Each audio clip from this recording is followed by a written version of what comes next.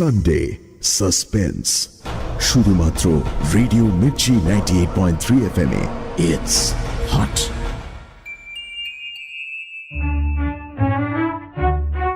বাংলা সাহিত্যের রোমাঞ্চকর কিছু গল্প দিয়ে সাজানো আমাদের এই বিশেষ নিবেদন সানডে সাসপেন্স। আজকের গল্প গোলকধাম রহস্য। এই গল্পটি প্রথম প্রকাশিত হয় সন্দেশ পত্রিকায় মে 1980 সালে।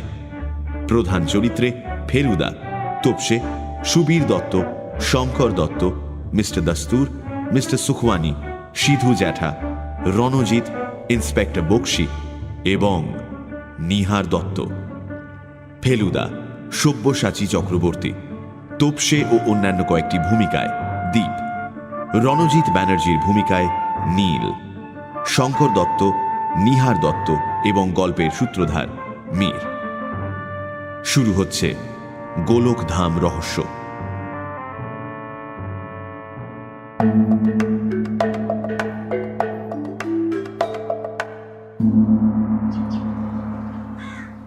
জয়দ্রত কে ছিল? দুর্যোধনের বোন দুঃশলার স্বামী। আর জরাসন্ধ? মগধের রাজা। ধৃষ্টদ্যুম্ন? দ্রৌপদীর দাদা। অর্জুন আর যুধিষ্ঠিরের শাঁখের নাম কি?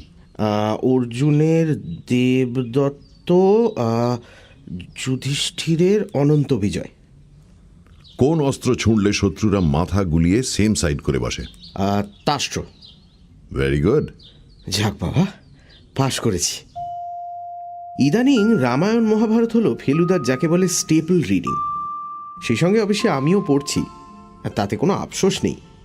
এ তো আর ওষুধ গেলা নয়, এ হলো একধার থেকে নন স্টপ ভুরি ভোজ, গল্পের পর গল্পের পর গল্প। ফেলুদা বলে ইংরেজিতে বইয়ের বাজারে আজকাল একটা বিশেষণ চালু হয়েছে, আনপুট ডাউনেবল। যে বই একবার পড়ব বলে পিক আপ করলে আর পুট ডাউন করবার জন্য। রামায়ণ মহাভারত হলো সেই রকম আনপুট ডাউনেবল। ফেলুদার হাতে এখন কালীপ্রসন্ন সিংহের মহাভারতের দ্বিতীয় খণ্ড, আমারটা অবশ্যই কিশোর সংস্করণ। লালমোহনবাবু বলেন ওর নাকি কৃত্তিবাসী রামায়ণের অনেকখানি মুখস্থ। ওর ঠাকুমা পড়তেন, সেই শুনে শুনে মুখস্থ হয়ে গেছে। আমাদের বাড়িতে কৃত্তিবাসের রামায়ণ নেই।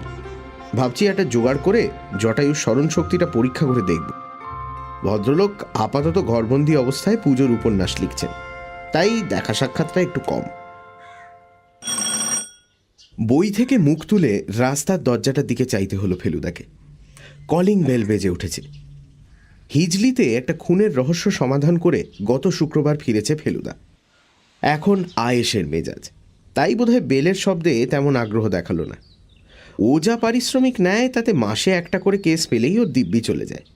জটায়ুর ভাষায় ফেলুদার জীবনযাত্রা 100% অনাড়ম্বর।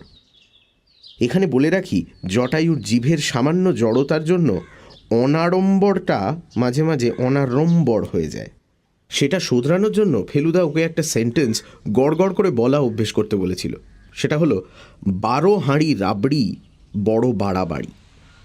ভদ্রলোক একবার বলতে গিয়েই 4 বার হোঁচট খেয়ে গেলেন।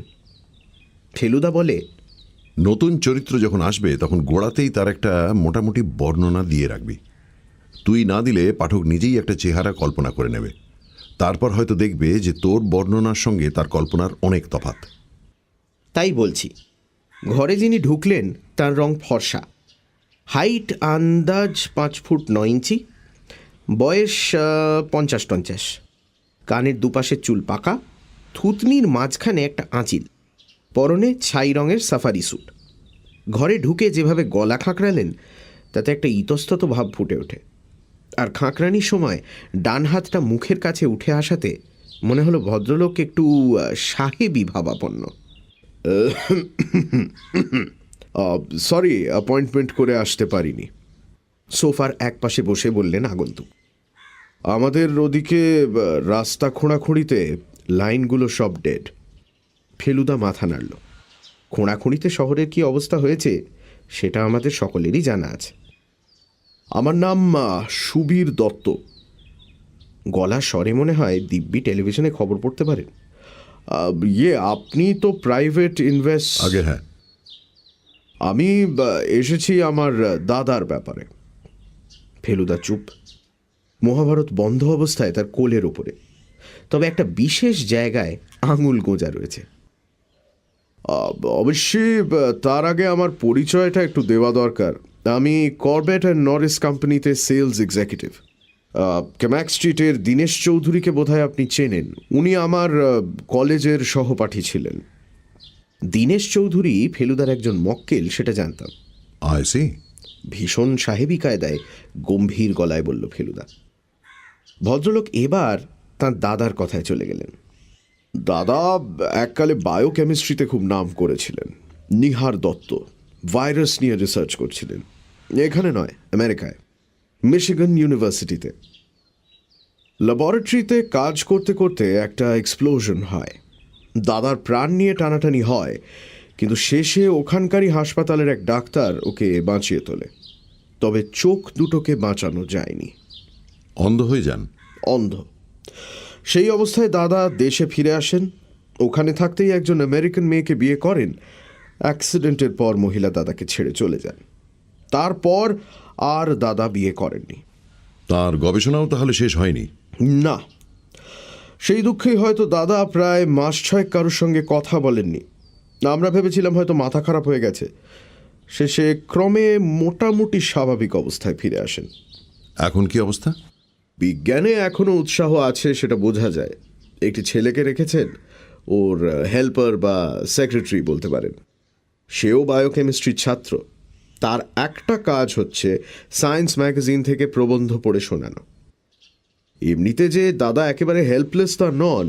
বিকেলে আমাদের বাড়ির ছাদে একাই লাঠি হাতে পায়চারি করেন। এমনকি বাড়ির বাইরেও রাস্তার মোড় পর্যন্ত একাই মাঝে মাঝে হেঁটে আসেন। বাড়িতে এঘর ওঘর করার সময় ওর কোনো সাহায্যের দরকার হয় না। ইনকাম আছে কিছু? বায়োকেমিস্ট্রির উপর দাদার একটা বই বেরিয়েছিল আমেরিকা থেকে, তার থেকে একটা রোজগার আছে। ঘটনাটা কি? আগে মানে আপনার এখানে আসার কারণটা বলছি। পকেট থেকে একটা চুরুট বের করে ধরিয়ে নিয়ে ধোঁয়া ছেড়ে বললেন সুবীর দত্ত,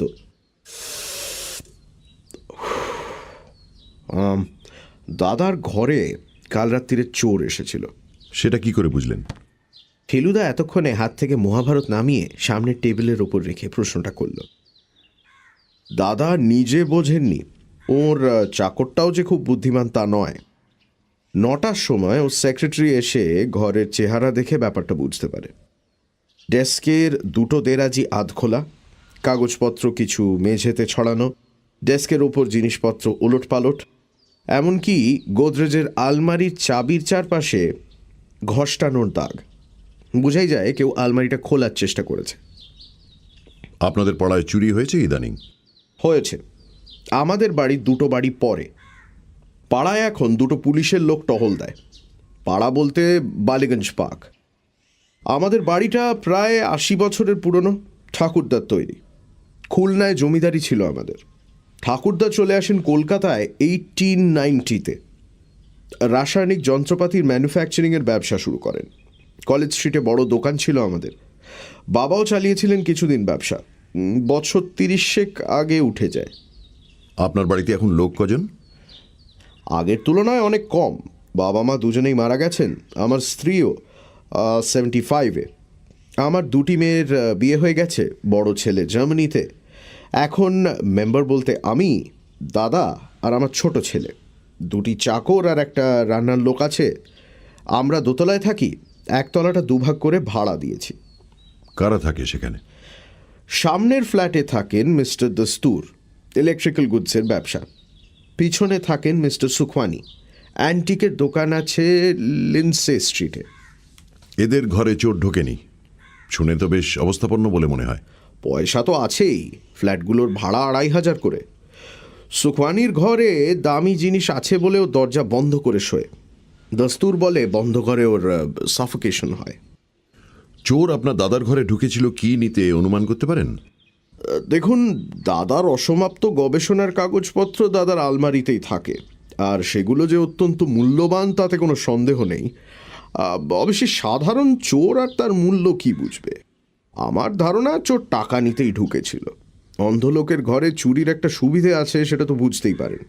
বুঝেছি, বলল ফেলুদা। অন্ধ মানে বোধহয় ব্যাংক অ্যাকাউন্ট নেই, কারণ চেক সই করা তো। ঠিক বলেছেন। বই বাবদ দাদা যা টাকা পান সব আমার নামে আসে, আমার অ্যাকাউন্টে জমা পড়ে। তারপর আমি চেক কেটে টাকা তুলে দাদাকে দিয়ে দিই। সেই ব্যাংকের টাকা সব ওই গোদরেজের আলমারিতেই থাকে। আমার আন্দাজ 1,030 টাকা ওই আলমারিতে রয়েছে। চাবি কোথায় থাকে? যতদূর জানি দাদার বালিশের নিচে। বুঝতেই পারছেন, দাদা অন্ধ বলেই দুশ্চিন্তা। রাত্রিরে দরজা খুলে শোন, চৌকাঠের বাইরে শোয়ে চাকর কৌমুদি, যাতে মাঝরাত্রিরে প্রয়োজনে ডাক দিলে আসতে পারে। ধরুন যদি তেমন বেপরোয়া চোর হয় আর চাকরের ঘুম না ভাঙে, তাহলে তো দাদার আত্মরক্ষার কোনো উপায় থাকে না। অথচ পুলিশে উনি খবর দেবেন না, বলে ওরা কেবল জানে জেরা করতে, কাজের বেলায় ঢুডু, সব বেটা ঘুষখোর ইত্যাদি ইত্যাদি। তাই আপনার কথা বলতে উনি রাজি হলেন। আপনি যদি একবারটি আমাদের বাড়িতে আসেন, তাহলে অন্তত প্রিভেনশনের ব্যাপারে কি করা যায় সেটা একটু ভেবে দেখতে পারেন। এমনকি বাইরের চোর না ভেতরের চোর সেটাও একবার। ভেতরের চোর? আমি আর ফেলুদা দুজনেই উৎকণ্ঠ, মানে কান খাড়া। ভদ্রলোক চুরুটের ছাই অ্যাশট্রেতে ফেলে গলাটা যতটা পারা যায় খাদে নামিয়ে এনে বললেন, দেখুন মশাই, আমি স্পষ্ট বক্তা।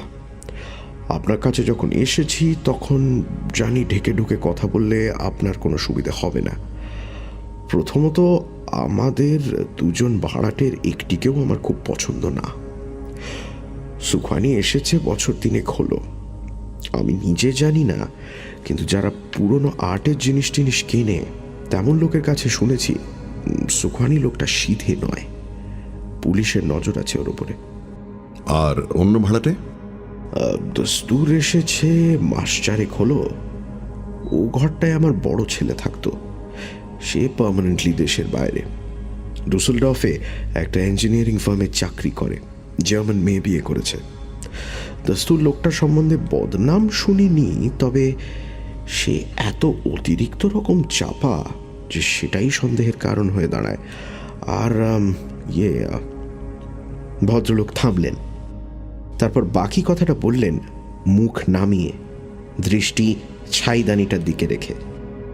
শঙ্কর, আমার ছোট ছেলে, একেবারে সংস্কারের বাইরে চলে গেছে। ভদ্রলোক আবার চুপ। ফেলুদা বলল, কত বড় ছেলে? 23 বছর বয়স, গত মাসে জন্মতিথি গেল। যদিও তার মুখ দেখিনি সেদিন। কি করে? নেশা, জুয়া, ছিনতাই, গুন্ডাগিরি কোনোটাই বাদ নেই। পুলিশের খপ্পরে পড়েছে 3 বার। আমাকেই গিয়ে ছাড়িয়ে আনতে হয়েছে। আমাদের পরিবারের একটা খ্যাতি আছে, সেটা তো বুঝতেই পারছেন। তাই নাম করলে এখনো কিছুটা ফল পাওয়া যায়, কিন্তু সে নাম আর কতদিন টিকবে জানি না। চোর যেদিন আসে সেদিনও বাড়িতে ছিল? রাত্রিরে খেতে এসেছিল, সেটাও রোজ আসে না। তারপর আর দেখিনি। ঠিক হলো আজই বিকেলে আমরা একবার যাব বালিগঞ্জ পার্কে। কেসটাকে এখনো ঠিক কেস বলা যায় না, কিন্তু আমি জানি বিস্ফোরণে অন্ধ হয়ে যাওয়া বৈজ্ঞানিকের ব্যাপারটা ফেলুদার মন টেনেছে। তার মাথায় নিশ্চয়ই ঘুরছে ধৃতরাষ্ট্র। খবরের কাগজের কাটিংয়ের 22 নম্বর খাতা থেকে মিশিগান বিশ্ববিদ্যালয়ের ল্যাবরেটরিতে বিস্ফোরণে উদীয়মান বাঙালি জীব রাসায়নিক নিহার রঞ্জন দত্তর চোখ নষ্ট হয়ে যাওয়ার খবরটা খুঁজে বার করে দিতে সিধু জ্যাঠার লাগলো 3.5 মিনিট। তার মধ্যে অবশ্যই 2 মিনিট গেল ফেলুদা একদিন ডুব মেরে থাকার জন্য তাকে ধমকানিতে। সিধু জ্যাঠা আমাদের সত্যি জ্যাঠা না হলেও আত্মীয়র বাড়া। কোনো অতীতের ঘটনার বিষয়ে জানতে হলে ফেলুদা ন্যাশনাল লাইব্রেরিতে না গিয়ে সিধু জ্যাঠার কাছে যায়। তাতে কাজ হয় অনেক বেশি তাড়াতাড়ি আর অনেক বেশি ফুর্তিতে। ফেলুদা প্রসঙ্গটা তুলতেই সিধু জ্যাঠা ভুরু কুঁচকে বললেন, নিহার দত্ত যে ভাইরাস নিয়ে রিসার্চ করছিল, এক্সপ্লোশনে চোখ হারায়। বাপরে বাপ, কি স্মৃতিশক্তি! বাবা বলেন শ্রুতিধর, ফেলুদা বলে ফটোগ্রাফিক মেমরি। একবার কোনো ইন্টারেস্টিং খবর পড়লে বা শুনলে তৎক্ষণাৎ মগজে চিরকালের মতো ছাপা হয়ে যায়। কিন্তু সে তো একা ছিল না, এই খবরটা নতুন। একা ছিল না মানে? ফেলুদা প্রশ্ন করল। তার মানে যদ্দূর মনে পড়ছে, সিধু জ্যাঠা ইতিমধ্যে তার বুক শেলফের সামনে গিয়ে খবরের কাটিংয়ের খাতা টেনে বার করেছেন। এই গবেষণায় তার একজন পার্টনার ছিল। এই যে 22 নম্বর খাতার একটা পাতা খুলে সিধু জ্যাঠা খবরটা পড়লেন। 1962-র খবর। তাতে জানা গেল যে নিহার দত্তর গবেষণার ব্যাপারে তার সঙ্গে কাজ করেছিলেন আরেকটি বাঙালি বায়োকেমিস্ট, নাম সুপ্রকাশ চৌধুরী। অ্যাক্সিডেন্টে চৌধুরীর কোনো ক্ষতি হয়নি, কারণ সে ছিল ঘরের অন্যদিকে। এই চৌধুরীর জন্যই নাকি নিহার দত্ত নিশ্চিত মৃত্যুর হাত থেকে রেহাই পেয়েছিলেন, কারণ আগুন নেভানো ও তৎক্ষণাৎ নিহার দত্তকে হাসপাতালে পাঠানোর ব্যবস্থাটা চৌধুরী করেন। এই চৌধুরী এখন? তা জানি না, বললেন সিধু জ্যাঠা। সে খবর আমার কাছে পাবে না। এদের জীবনে উল্লেখযোগ্য কিছু ঘটলে সেটা যদি খবরের কাগজে স্থান পায় তবেই সেটা আমার নজরে আসে। আমি যেচে কারুর খবর নিই না। কি দরকার? আমার খবর কজন নেয় যে ওদের খবর আমি নেব? তবে এটা ঠিক যে এই চৌধুরী যদি বিজ্ঞানের জগতে সাড়া জাগানো কিছু একটা করত, তাহলে সে খবর আমি নিশ্চয়ই পেতাম। 7-এর 1 বালিগঞ্জ পার্কের বাড়িতে যে বয়সের ছাপ পড়েছে সেটা আর বলে দিতে হয় না। এটাও ঠিক যে বাড়ির মালিকের যদি সে ছাপ ঢাকবার ক্ষমতা থাকতো তাহলে ঢাকা পড়তো নিশ্চয়ই। তার মানে বোঝা যাচ্ছে যে দত্ত পরিবারের অবস্থা এখন খুব একটা ভালো নয়। বাগানটা বোধহয় বাড়ির পিছন দিকে। সামনে একটা গোল ঘাসের চাকতির ওপর একটা অকেজো ফোয়ারা। সেই গোলের দুপাশ দিয়ে নুড়ি বিছানো রাস্তা চলে গেছে গাড়ি বারান্দার দিকে। গেটের গায়ে শ্বেতপাথরের ফলকে গোলকধাম দেখে ফেলুদা কৌতূহল প্রকাশ করাতে সুবীরবাবু বললেন যে ওর ঠাকুরদার নাম ছিল গোলক বিহারী দত্ত। বাড়িটা তিনিই তৈরি করেছিলেন। গোলকধাম যে এককালে দারুণ বাড়ি ছিল সেটা এখনও দেখলে বোঝা যায়। গাড়ি বারান্দা থেকে 3 ধাপ সিঁড়ি উঠে শ্বেতপাথরের বাঁধানো ল্যান্ডিংয়ের বাঁ দিক দিয়ে শ্বেতপাথরের সিঁড়ি দোতলায় উঠে গেছে। সামনে একটা দরজা দিয়ে ভেতরে করিডোর দেখা যাচ্ছে। তার ডান দিকে নাকি পরপর 2টো ফ্ল্যাট, বাঁ দিকে একটা প্রকাণ্ড হলঘর যেটা দত্তরা ভাড়া দেননি। এই ঘরে নাকি এককালে অনেক খানা পিনা গান বাজনা হয়েছে। হলঘরের ঠিক ওপরেই হলো দোতলার বৈঠকখানা। আমরা সেখানেই গিয়ে বসলাম। মাথার ওপর কাপড়ে মোড়া চিরকালের মতো অকেজো ঝাড়লণ্ঠন। তার যে কত ডালপালা তার ঠিক নেই। একদিকে দেয়ালে গিল্ট করা ফ্রেমে বিশাল আয়না। সুবীরবাবু বললেন সেটা বেলজিয়াম থেকে আনানো। মেঝেতে পুরু গালিচার এখানে ওখানে খুবলে গিয়ে দাবার ছকের মতো সাদা কালো শ্বেতপাথরের মেঝেটা বেরিয়ে পড়েছে। সুবীরবাবু সুইচ টিপে একটা স্ট্যান্ডার্ড ল্যাম্প জ্বালিয়ে দিতে ঘরের অন্ধকার খানিকটা দূর হলো। আমরা সোফায় বসতে যাব এমন সময় বাইরের করিডোর থেকে একটা শব্দ পাওয়া গেল। লাঠি আর চটি মেশানো শব্দ। শব্দটা চৌকাঠের বাইরে এসে মুহূর্তের জন্য থামল, আর তারপরেই লাঠির মালিকের প্রবেশ। সেই সঙ্গে আমরা 3 জনেই দণ্ডায়মান। অচেনা গলার আওয়াজ পেলাম। এরা এলেন বুঝি? গম্ভীর গলা, 6 ফুট লম্বা চেহারার সঙ্গে সম্পূর্ণ মানানসই। এনার চুল সব পাকা, কিছুটা এলোমেলো। চোখে কালো চশমা, পরনে আদ্দির পাঞ্জাবি আর সিল্কের পায়জামা। বিস্ফোরণ যে শুধু চোখই নষ্ট করেনি, মুখের অন্যান্য অংশেও তার ছাপ রেখে গেছে, সেটা ল্যাম্পের চাপা আলোতেও বোঝা যাচ্ছে। সুবীরবাবু দাদাকে সাহায্য করতে এগিয়ে এলেন। বসো দাদা। বসছি, আগে এদের বসাও। নমস্কার। ফেলুদা বলল। আমার নাম প্রদোষ মিত্র। আমার বাঁ পাশে আমার কাজিন তপেশ। আমিও খাটো গলায় একটা নমস্কার বলে দিলাম। শুধু হাত জোড় করাটা তো অন্ধলোকের কাছে মাঠে মারা যাবে। আমারই মতো হাইট বলে মনে হচ্ছে মৃত্যুর মশাইয়ের, আর কাজিন বোধ করি 5'7" কি 7.5। আমি 5'7" বলে ফেললেন তপেশ রঞ্জন মিত্র। মনে মনে ভদ্রলোকের আন্দাজের তারিফ না করে পারলাম না। বসুন এবং বসো। বলে ভাইয়ের সাহায্য না নিয়েই আমাদের সামনের সোফায় বসে পড়লেন নিহার দত্ত। চায়ের কথা বলেছ? বলেছি, বললেন সুবীর দত্ত। ফেলুদা অভ্যেস মতো ভনিতা না করে সোজা কাজের কথায় চলে গেল। আপনি যে রিসার্চ করছিলেন সে ব্যাপারে বোধহয় আপনার একজন পার্টনার ছিল, তাই না? সুবীরবাবুর উসখুসে ভাব দেখে বুঝলাম এ ব্যাপারটা তিনিও জানতেন এবং আমাদের না বলার জন্য অপ্রস্তুত বোধ করছেন। পার্টনার নয়, বললেন নিহার দত্ত। অ্যাসিস্ট্যান্ট সুপ্রকাশ চৌধুরী। সে আমেরিকাতেই পড়াশোনা করেছিল। পার্টনার বললে বেশি বলা হবে। আমাকে ছাড়া তার এগোনোর পথ ছিল না। তিনি এখন কোথায় বা কি করছেন সে খবর জানেন? না। অ্যাক্সিডেন্টের পর তিনি আপনার সঙ্গে যোগাযোগ রাখেননি? না, এটুকু বলতে পারি যে তার একাগ্রতার অভাব ছিল। বায়োকেমিস্ট ছাড়াও অন্য 5 রকম ব্যাপারে তার ইন্টারেস্ট ছিল। বিস্ফোরণটা কি অসাবধানতার জন্য হয়? আমি নিজে সজ্ঞানে কখনো অসাবধান হইনি। চা এলো। ঘরটা কেমন যেন থমথম করছে।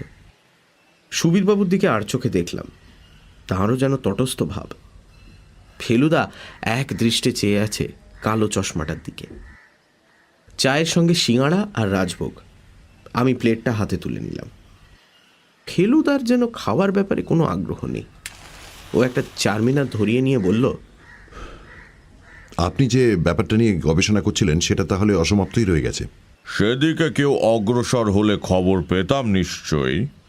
সুপ্রকাশবাবু সে নিয়ে আর কোনো কাজ করেননি সেটা আপনি জানেন? এটুকু জানি যে আমার নোটস ছাড়া তার কিছু করার ক্ষমতা ছিল না। গবেষণার শেষ পর্বের নোটস আমার কাছে ছিল, আমার ব্যক্তিগত লকারে। তার নাগাল পাওয়া বাইরের কারুর সাধ্যই ছিল না। সেসব কাগজপত্র আমার সঙ্গেই দেশে ফিরে আসে, আমার কাছেই আছে। এটা জানি যে গবেষণা সফল হলে নোবেল প্রাইজ এসে যেত আমার হাতের মুঠোয়। ক্যান্সারের চিকিৎসার একটা রাস্তা খুলে যেত।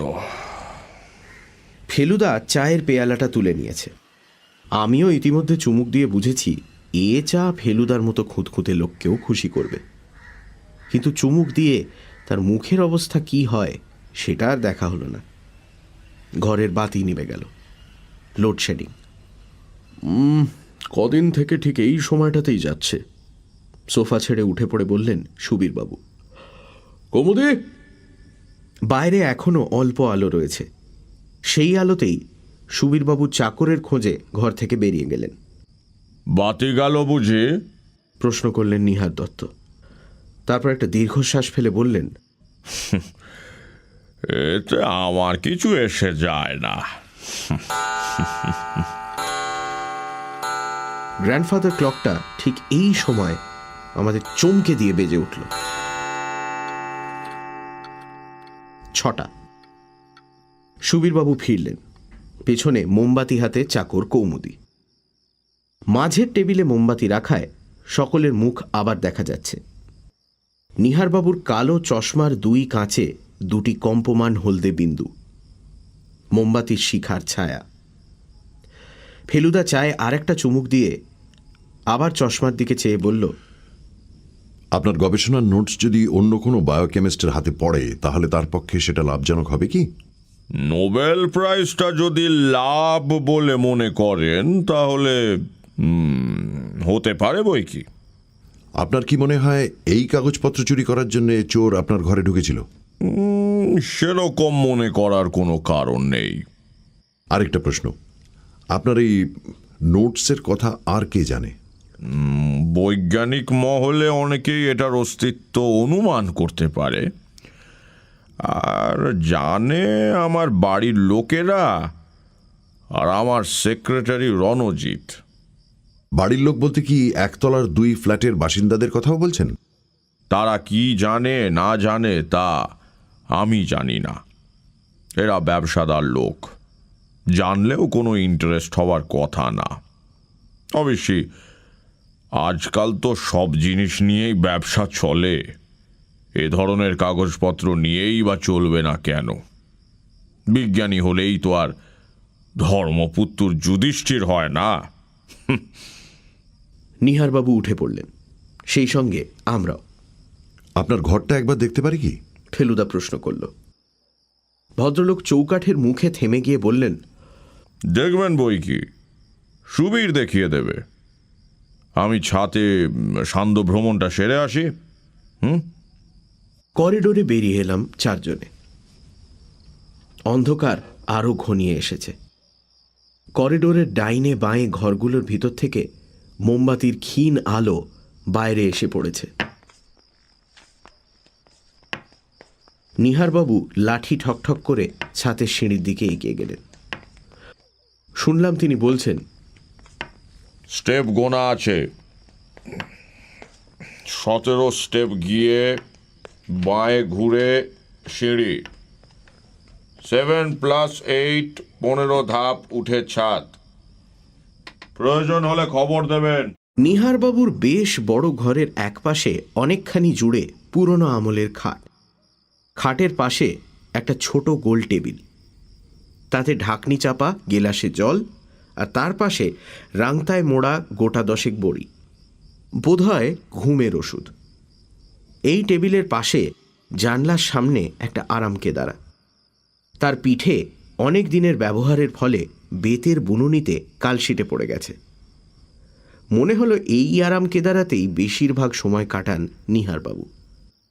এছাড়া আছে একটা কাজের টেবিল, যার উপর এখন একটা মোমবাতি টিমটিম করছে, একটা স্টিলের চেয়ার, টেবিলের ওপর লেখার সরঞ্জাম, চিঠির র্যাক, একটা পুরনো টাইপরাইটার আর এক তাড়া বৈজ্ঞানিক পত্রিকা। এই টেবিলের পাশেই দরজার ঠিক বাঁয়ে রয়েছে গোদরেজের আলমারিটা।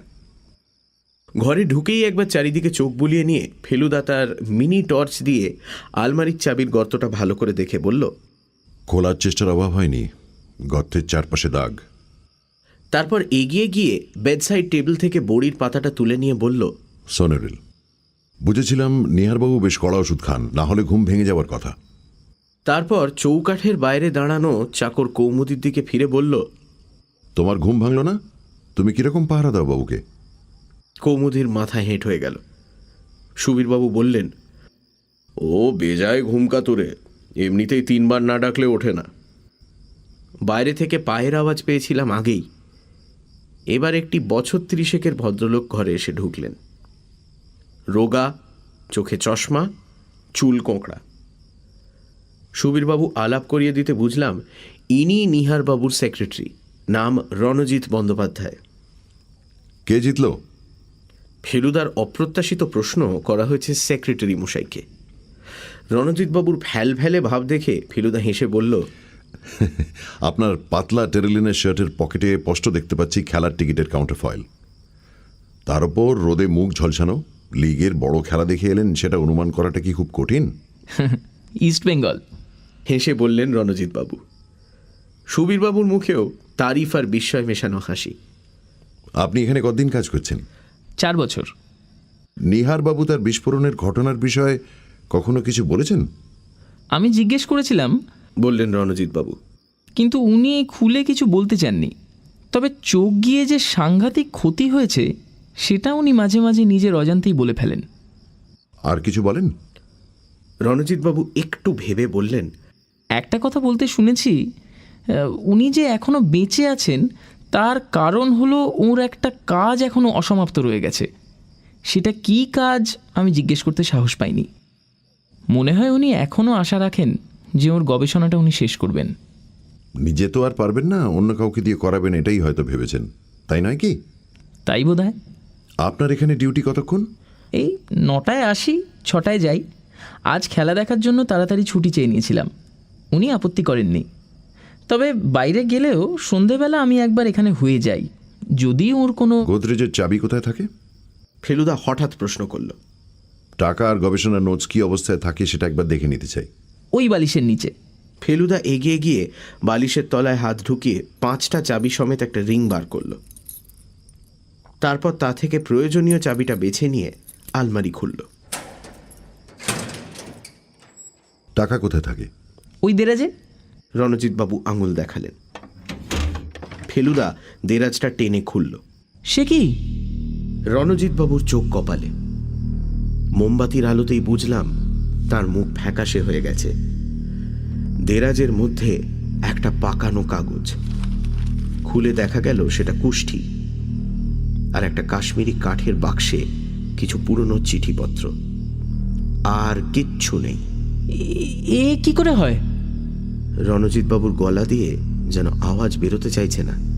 3টে বান্ডিল করা 100 টাকার নোট, সব মিলিয়ে প্রায় 33,000। গবেষণার কাগজপত্র কি এই অন্য দেরাজটায়? রণজিৎবাবু মাথা নাড়লেন। ফেলুদা দ্বিতীয় দেরাজটা খুলল। এটা একেবারেই খালি। বাইরে পায়ের শব্দ। নিহারবাবু ছাদ থেকে নামছেন। মিশিগান ইউনিভার্সিটির একটা লম্বা শিলমোহর লাগানো খামে ছিল গবেষণার নোটস। রণজিৎবাবুর গলা খটখটে শুকনো।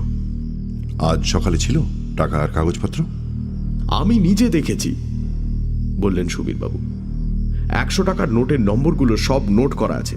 দাদাই এ ব্যাপারে ইনসিস্ট করতেন। ফেলুদা থমথমে ভাব করে বলল, তার মানে গত মিনিট 15-র মধ্যে, অর্থাৎ লোডশেডিং হবার পরেই ব্যাপারটা ঘটেছে। আমরা যখন বৈঠকখানায় ছিলাম তখন। নিহারবাবু ঢুকলেন ঘরে। তার মুখ দেখে বুঝলাম তিনি বাইরে থেকে সব শুনেছেন। আমরা পথ করে দিতে ভদ্রলোক এগিয়ে গিয়ে তার আরাম কেদারায় বসলেন।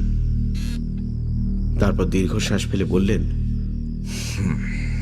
বোঝো, গোয়েন্দা নাকের সামনে দিয়ে নিয়ে গেল। সামনে সিঁড়ি ছাড়া দোতলায় ওঠার অন্য কোনো সিঁড়ি আছে? নিহারবাবুর ঘর থেকে করিডোরে বেরিয়ে এসে সুবীরবাবুকে জিজ্ঞেস করল ফেলুদা। সুবীরবাবু বললেন, জমাদারের সিঁড়ি আছে পেছন দিকে। লোডশেডিং কি রোজই এই সময় হয়? তা দিন 10 হলো হচ্ছে। অনেকে তো ঘড়ি মেলাতে শুরু করেছে। 6টায় যায়, আসে 10টায়। ভাবতে চেষ্টা করলাম ফেলুদার গোয়েন্দা জীবনে এরকম অদ্ভুত ঘটনা আর ঘটেছে কিনা। একটাও মনে পড়ল না। নিচের বাসিন্দারা কেউ ফিরেছেন কি?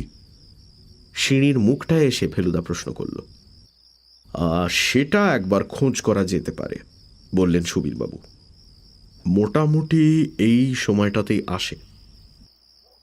নিচের ল্যান্ডিংয়ে সিঁড়ির উল্টো দিকে মিস্টার দস্তুরের ঘরের দরজা। সেটা এখন বন্ধ, আর ঘর যে অন্ধকার সেটা বাইরে থেকেই বোঝা যাচ্ছে।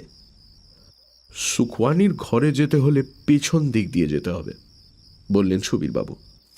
বাড়ির পূব দিক দিয়ে গিয়ে বাগানের পাশের পথ দিয়ে সুখওয়ানির ঘরের দিকে এগোলাম আমরা। ঘরে ফ্লোরেসেন্ট আলো জ্বলছে, ব্যাটারি লাইট, যেমন আজকাল চালু হয়েছে। পায়ের আওয়াজ শুনে ভদ্রলোক বারান্দায় বেরিয়ে এলেন। ফেলুদার টর্চের আলো দেখতে পাচ্ছেন, অথচ মানুষগুলো কে বোঝার উপায় নেই। সুবীরবাবু ইংরেজিতে প্রশ্ন করলেন, একটু আসতে পারি কি? গলা চিনতে পেরে ভদ্রলোকের চাহনি পাল্টে গেল। Certainly, certainly. ফেলুদার পরিচয় পেয়ে ভদ্রলোক ব্যস্ত হয়ে উঠলেন। ইউ সি মিস্টার মিটার, আমার ঘর ভর্তি ভ্যালুয়েবল জিনিস। চুরির কথা শুনলে আমার হৃদকম্প হয়। আজ সকালে যখন শুনলাম যে রাত্রে চোর এসেছিল, বুঝতেই পারছেন তখন আমার কি মনের অবস্থা। সত্যি এত দামি জিনিস যে একটা ঘরে থাকতে পারে সে আমার ধারণাই ছিল না। তাণ্ডব মূর্তি, ভৈরব মূর্তি, বুদ্ধ মূর্তি ইত্যাদি পাথর, পেতল আর ব্রঞ্জের স্ট্যাচুয়েটের সংখ্যাই অন্তত গোটা 30।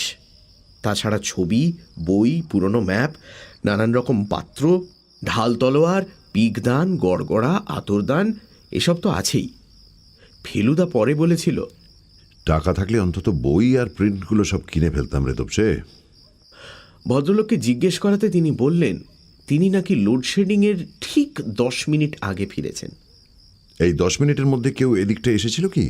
দোতলায় যাবার একটা সিঁড়ি রয়েছে আপনার ঘরের পেছনেই, ওদিক দিয়ে কোনো আওয়াজ পেয়েছিলেন? ভদ্রলোক বললেন উনি এসেই স্নানের ঘরে ঢুকেছিলেন। আর তাছাড়া এই অন্ধকারে দেখার প্রশ্ন উঠছে কি করে? ইয়ে ভালো কথা।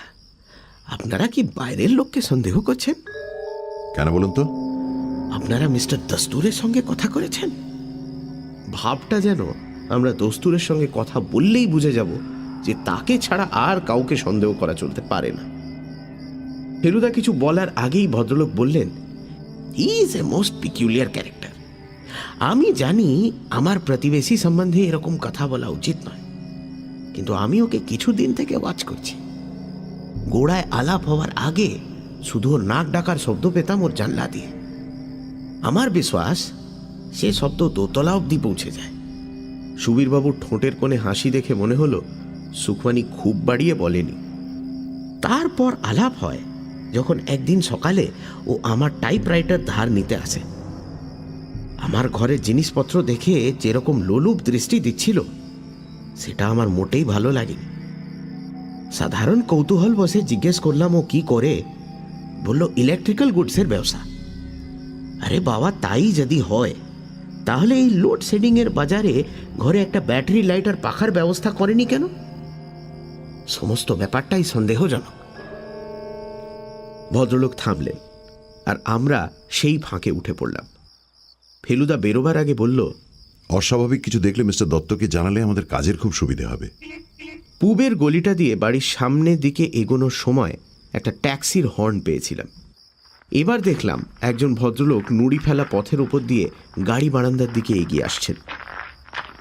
আবছা আলোতেও দেখতে পাচ্ছি ভদ্রলোক মাঝারি হাইটের এবং মোটা, পরনে খয়েরি টেরিলিনের স্যুট, পরিচ্ছন্ন করে ছাটা কাঁচা পাকা মেশানো ফ্রেঞ্চ কাট দাড়ি। রংটা বোধহয় বেশ ফর্সাই। হাতে ব্রিফকেসটা দেখে নতুন বলে মনে হয়। ভদ্রলোক আমাদের দিকে ফিরতেই সুবীরবাবু তাকে গুড ইভিনিং জানালেন। তাতে উনি কেমন যেন থতমত খেয়ে গেলেন। বুঝলাম এ বাড়িতে কারুর মুখ থেকে গুড মর্নিং গুড ইভিনিং শুনতে অভ্যস্ত নন। গুড ইভিনিং মিস্টার দাট। অদ্ভুত খ্যানখ্যানে গলার স্বর। কথাটা বলেই চলে যাচ্ছিলেন ভদ্রলোক। ফেলুদা চাপা ফিসফিসে গলায় সুবীরবাবুকে বললেন, ওকে থামান। সুবীরবাবু তৎক্ষণাৎ আদেশ পালন করলেন, মিস্টার দস্তুর। দস্তুর থামলেন। সুবীরবাবুর সঙ্গে সঙ্গে আমরাও এগিয়ে গেলাম। সুবীরবাবু সংক্ষেপে আজকের ঘটনাটা বলতে ভদ্রলোকের চোখ ছানা বড়া হয়ে গেল। এইমাত্র কয়েক মিনিটের মধ্যে এত ঘটনা ঘটে গেল। Your brother must be terribly upset. Feluda বলেছিল যে অস্বাভাবিক মানসিক অবস্থায় মানুষের গলার স্বর এত বদলে যেতে পারে যে অনেক সময় চেনাই যায় না। মিস্টার দস্তুর ইংরেজিতে আতঙ্ক ও বিস্ময় মেশানো স্বরে এই কথাগুলো বলার সময় লক্ষ্য করলাম যে খ্যানখ্যানে ভাবটা একেবারেই নেই। প্রায় মনে হয় যেন আরেকজন মানুষ কথাটা বলল। আপনি যখন এলেন তখন কাউকে বেরোতে দেখলেন এই বাড়ি থেকে? কই না তো। অবশ্যই এমনও হতে পারে যে অন্ধকারে দেখতে পাইনি। থ্যাংক গড যে আমার ঘরে কোনো মূল্যবান জিনিস নেই। কে? প্রশ্নটা এলো দোতলার ল্যান্ডিং থেকে। নিহারবাবুর গলা। আমরা সবাই গাড়ি বারান্দার সিঁড়ির কাছটায় দাঁড়িয়ে কথা বলছিলাম। এবার ভেতরে ঢুকে ওপরে চেয়ে দেখলাম অন্ধকারেও নিহারবাবুর কালো চশমাটা চকচক করছে। ইটস মি মিস্টার দাট। দৃষ্টি ওপরে করে বললেন দস্তুর। আপনার ভাই এইমাত্র আপনার লসের কথাটা বলল। আমি আপনাকে আমার সহানুভূতি জানাচ্ছি। চশমাটা সরে গেল আর তারপরেই মিলিয়ে এলো চটি আর লাঠির শব্দ। আপনারা একটু বসে যাবেন না আমার ঘরে? সারাদিন কাজের পর একটু সঙ্গ পেলে ভালোই লাগে। ফেলুদা আপত্তি করল না। তার কারণ অবশ্যই আমি জানি।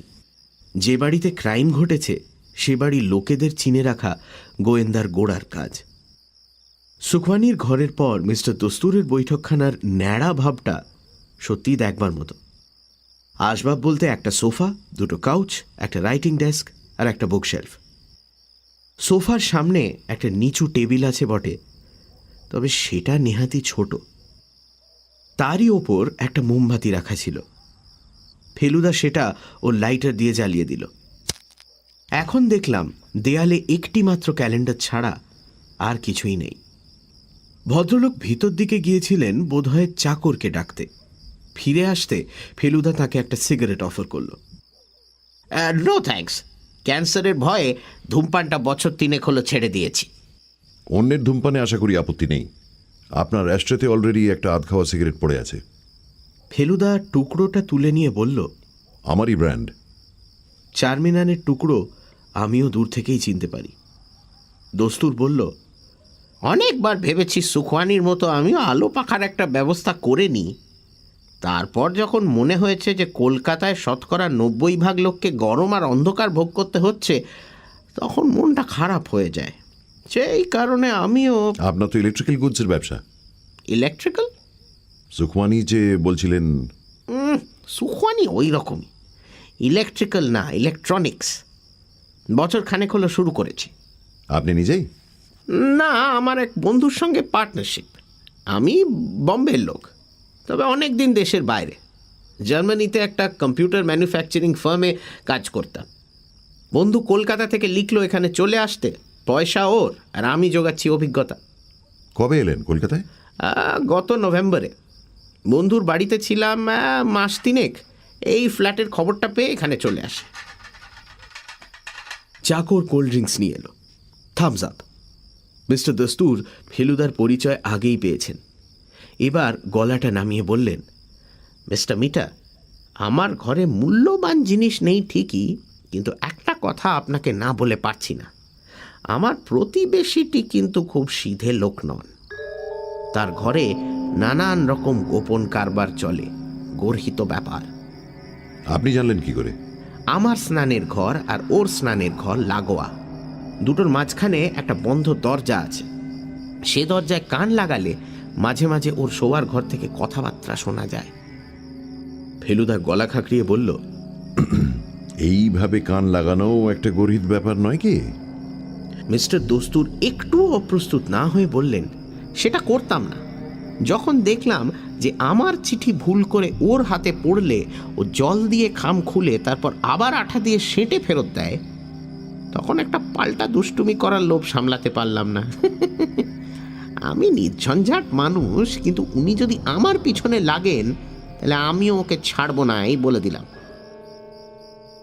কোল্ড ড্রিঙ্কসের জন্য ধন্যবাদ জানিয়ে আমরা উঠে পড়লাম। গেটের কাছে এসে ফেলুদা দারোয়ানকে জিজ্ঞেস করল গত আধ ঘন্টার মধ্যে কাউকে ঢুকতে বা বেরোতে দেখেছে কিনা। সে বলল সুখওয়ানি আর দস্তুরকে ছাড়া কাউকে দেখেনি। এটা আশ্চর্য না। 7-1 বালিগঞ্জ পার্কের কম্পাউন্ড ওয়াল রয়েছে বাড়ির 4 দিক ঘিরে। পিছন দিকের একটা বাড়ি নাকি খালি পড়ে আছে আজ কয়েক মাস যাবৎ। জোয়ান চোর হলে পাঁচিল টপকে আসায় কোনো অসুবিধে নেই। যদিও আমাদের সকলেরই মন বলছে এ কাজ বাড়ির লোকেই করেছে, কিন্তু সেই সঙ্গে আবার বলছে ভেতরের লোকই যে বাইরের লোককে দিয়ে কাজটা করায়নি, তারই বা বিশ্বাস কি? আমাদের গাড়ি নেই। সুবীরবাবু বলেছিলেন তার গাড়িতে আমাদের বাড়ি পৌঁছে দেওয়ার কথা, কিন্তু ফেলুদা বলল হেঁটে গিয়ে ট্যাক্সি পেতে কোনো অসুবিধা হবে না। পুলিশে একটা খবর দিলে ভালো করতেন কিন্তু। ফেলুদার এ প্রস্তাবটা আমার কাছে একেবারেই অপ্রত্যাশিত। সুবীরবাবুও বেশ একটু অবাক হলেন, বললেন, কেন বলছেন বলুন তো? পুলিশ সম্বন্ধে আপনার দাদার ধারণা যাই হোক না কেন, পলাতক চোর ধরার যেসব উপায় পুলিশের কাছে আছে, কোনো প্রাইভেট ইনভেস্টিগেটরের তা নেই। বিশেষ করে যখন এতগুলো টাকা, তখন পুলিশকে বলাটা বুদ্ধিমানের কাজ হবে। নোটের নম্বর লেখা আছে বলছেন, কাজটা এমনিতেই অনেকটা সহজ হয়ে যাবে। সুবীরবাবু বললেন, আপনাকে যখন আসতে বলেছি এবং দুর্ঘটনা যখন একটা ঘটেছে, তখন আপনাকে বাদ দেবার কথা আমি ভাবতেই পারি না। পুলিশ আসুক, কিন্তু তার পাশে আপনিও থাকলে শুধু আমি নিশ্চিন্ত হব না, দাদাও হবেন। অবশ্যই সত্যি বলতে কি, চোর যে কে সেটা কারোর সাহায্য ছাড়াই আমি বলতে পারি। আপনার ছেলের কথা বলছেন কি? সুবীরবাবু একটা দীর্ঘশ্বাস ফেলে মাথা নেড়ে সায় দিলেন। এ শঙ্কর ছাড়া আর কেউ হতে পারে না। সে জানে এ পাড়ায় 6টায় বাতি নিভে যায়। ডানপিটের ছেলে, পাঁচিল টপকানো তার কাছে কিছুই না। তারপর পেছনের সিঁড়ি দিয়ে উঠে এসে জ্যাঠার ঘরে ঢুকে আলমারি খোলা, এসবই তো তার কাছে নস্যি। কিন্তু নিহারবাবুর গবেষণার কাগজপত্র নিয়ে সে কি করবে? বৈজ্ঞানিক মহলে কি তার খুব যাতায়াত আছে? সেটা দরকার কি বলুন? সে তো সেই কাগজপত্রের বিনিময়ে তার জ্যাঠার কাছ থেকেই টাকা আদায় করতে পারে। এই কাগজপত্রের দাম যে দাদার কাছে কতখানি তা সে খুব ভালোভাবেই জানে।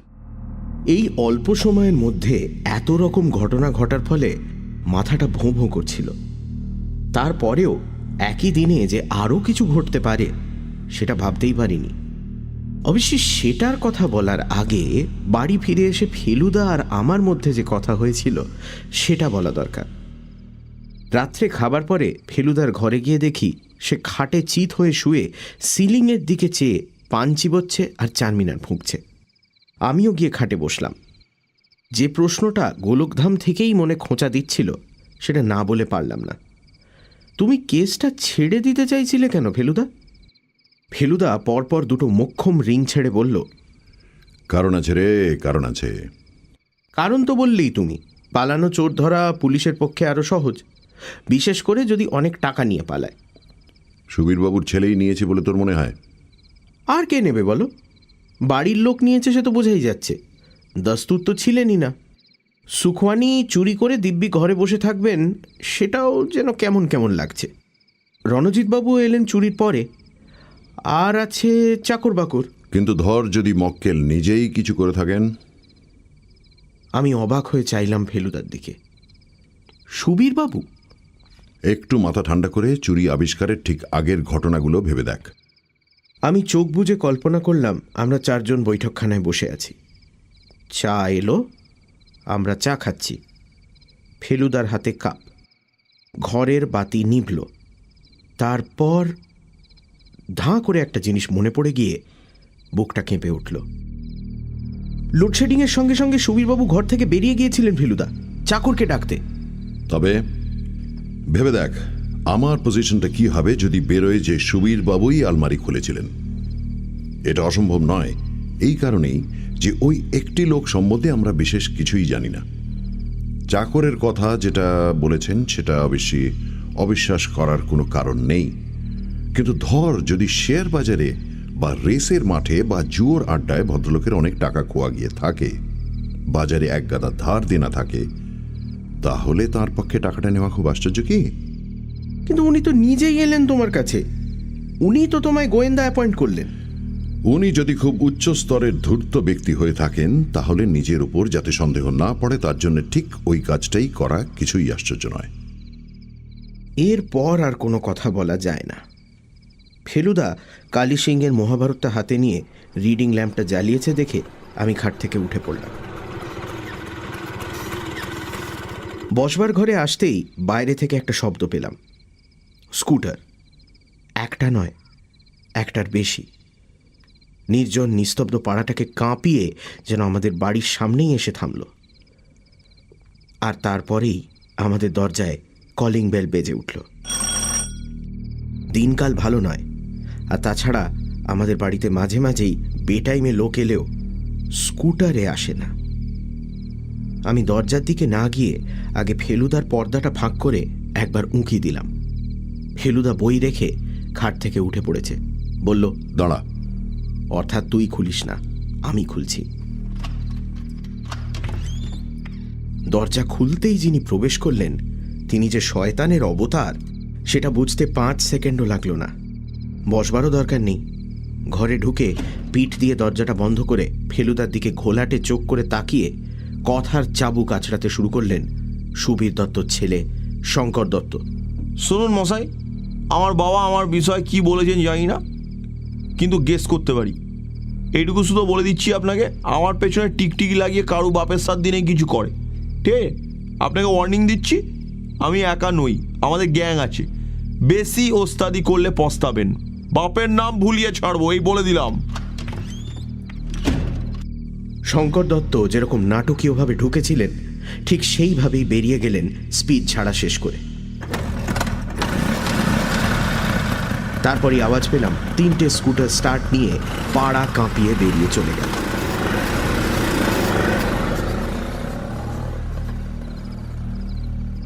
ফেলুদা এতক্ষণ স্থির হয়েছিল। স্নায়ুর ওপর অসাধারণ দখল আছে বলেই এত অপমানেও ও পাথর। ও বলে প্রচণ্ড রাগে যে ফেটে পড়ে তার চেয়ে সেই রাগ যে দমিয়ে রাখতে পারে তার মনের জোর বেশি। স্কুটারের শব্দ মিলিয়ে যাওয়ার আগেই কিন্তু ফেলুদা ঝড়ের বেগে গায়ে একটা পাঞ্জাবি চাপিয়ে পকেটে তার মানিব্যাগটা নিয়ে নিয়েছে। চতপসে ট্যাক্সি।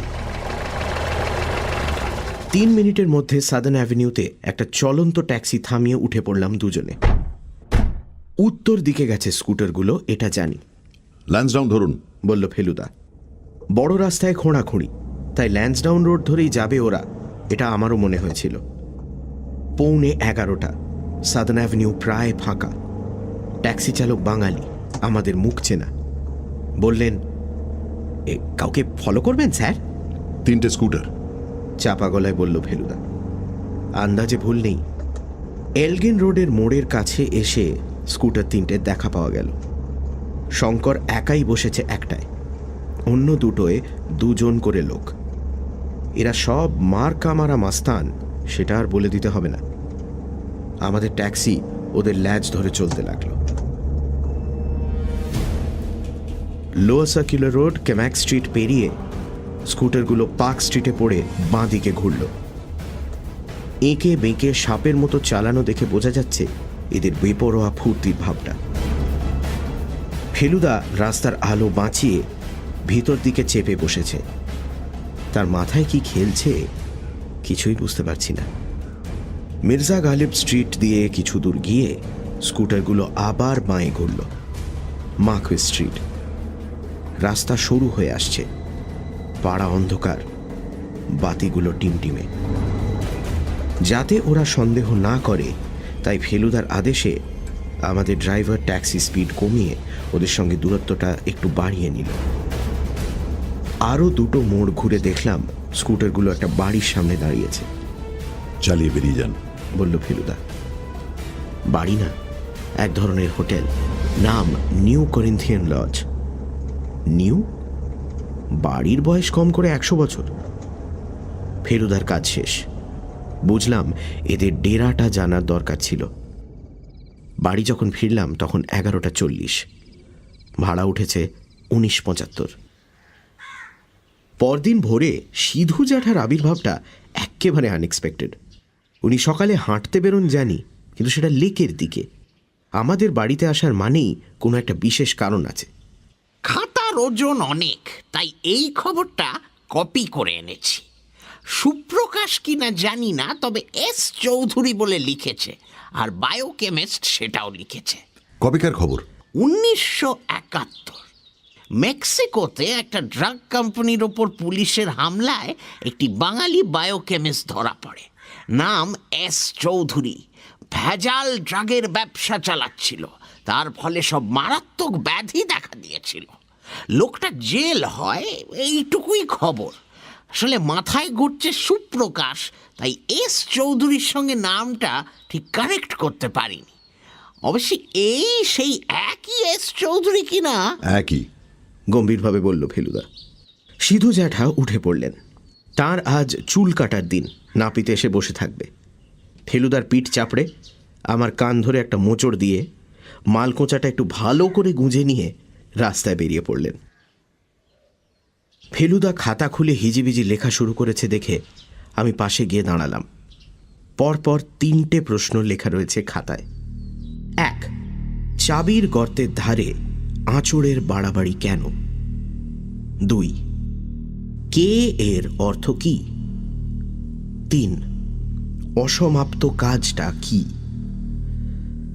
প্রশ্নগুলো পড়ে সে সম্বন্ধে আমিও খানিকটা না ভেবে পারলাম না।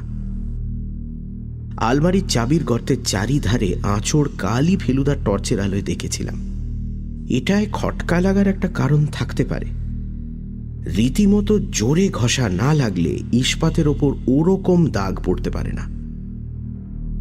নিহারবাবুর ঘুম কি এতই গভীর যে এত ঘষাঘষিতেও ঘুম ভাঙবে না? কে এর ব্যাপারটা প্রথমে বুঝতে পারিনি।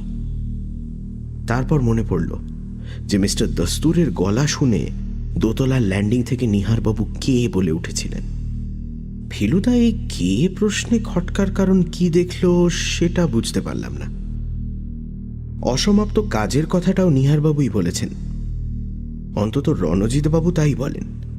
সেটা যে উনি ওর গবেষণার বিষয় বলছিলেন সেটা কি ফেলুদা বিশ্বাস করে না?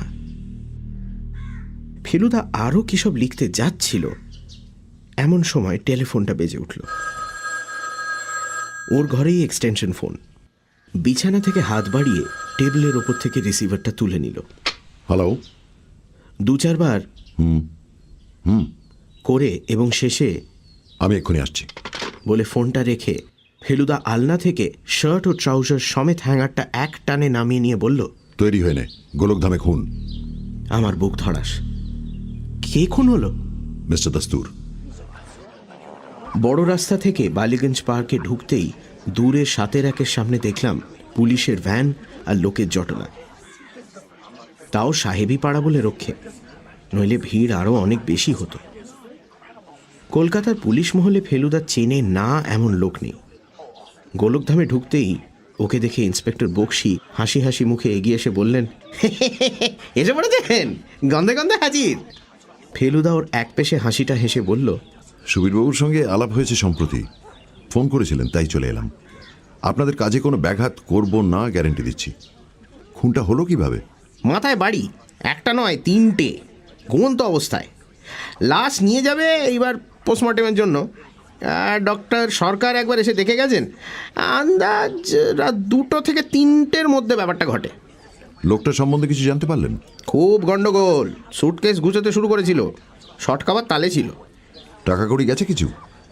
মনে তো হয় না। খাটের পাশে টেবিলে ওয়ালেটে 100-3 টাকা রয়েছে। বাড়িতে ক্যাশ বেশি রাখতো বলে মনে হয় না। অথচ ব্যাংকের জমার খাতা, চেক বই এসব কিছু পাওয়া যাচ্ছে না। একটা সোনার ঘড়ি পাওয়া গেছে বালিশের পাশে। এখনও ভালো করে সার্চ করা হয়নি, এবার করব। এ পর্যন্ত যা পাওয়া গেছে তা থেকে লোকটার সঠিক পরিচয় কিচ্ছু পাওয়া যায়নি।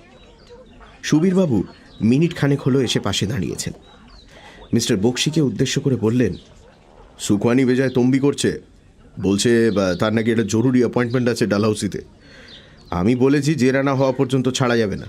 ঠিকই বলেছেন, বললেন মিস্টার বক্সি। অফিসে জেরাতে আপনিও বাদ যাবেন না।